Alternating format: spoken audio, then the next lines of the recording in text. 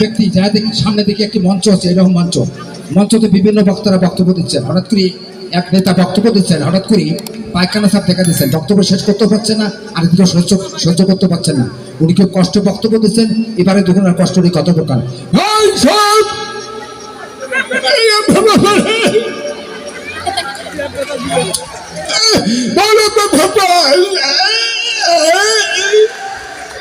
মানে খুব কষ্টে বক্তব্য দিলেন।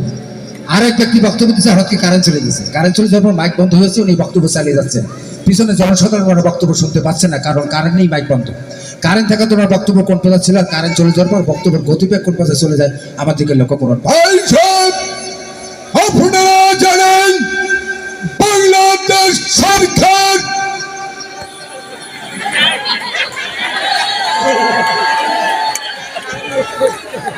এই বলে আমার বক্তব্য শেষ করছি।